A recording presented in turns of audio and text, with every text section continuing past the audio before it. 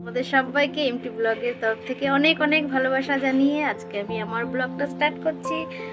তো আজকে আমি তোমাদের সাথে শেয়ার করব যে আমার কি করে বিয়ে হয়েছে। তোমরা তো কেউ জানো না, আর জানার কথাও না, তোমরা আমাকে চেনো না, জানো না, জানবে বা কী করে।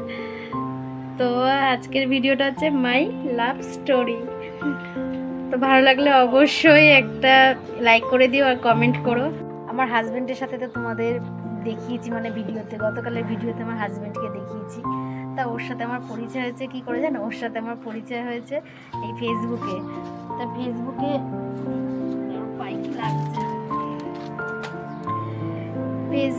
ও একদিন আমাকে আমার প্রোফাইলে ফ্রেন্ড রিকোয়েস্ট পাঠায়। তা আমি অ্যাকসেপ্ট করি। তারপরে ফ্রেন্ড রিকোয়েস্ট পাঠানোর পর এবার মাঝে মধ্যে মেসেঞ্জারে কথা হয়। তারপরে এরকম কথা হতে থাকে, তাও 6-7 মাসের মতো। তারপরে একদিন হঠাৎ করে আমার কাছ থেকে ফোন নাম্বার নিল। তা সেই হিসাবে তারপরে তো ফোনে কথা চলতো আমাদের মধ্যে। তারপরে একদিন পুজোর কিছুদিন আগে, দুর্গা পূজার কিছুদিন আগে তা আমাকে বললো কি যে একদিন দেখা করতে পারবে। তা আমারও মনে একটু ইচ্ছা ছিল, কিন্তু প্রকাশ করিনি। ওই প্রথমে অফারটা দিয়েছে, তা সেখান থেকে আমি বললাম ঠিক আছে।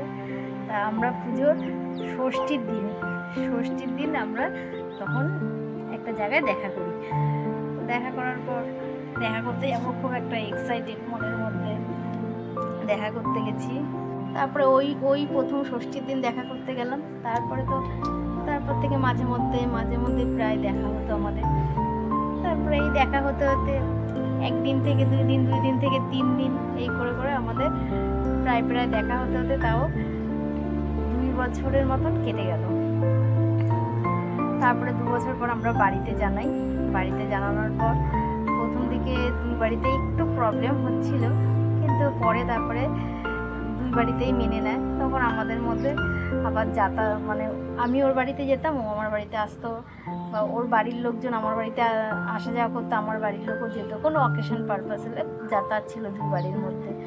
তখন ও কোনো ভালো কাজ করতো না, সেই জন্য তখন বিয়েটা করিনি। তারপরে আমরা এরকম আমাদের রিলেশনটা চলে।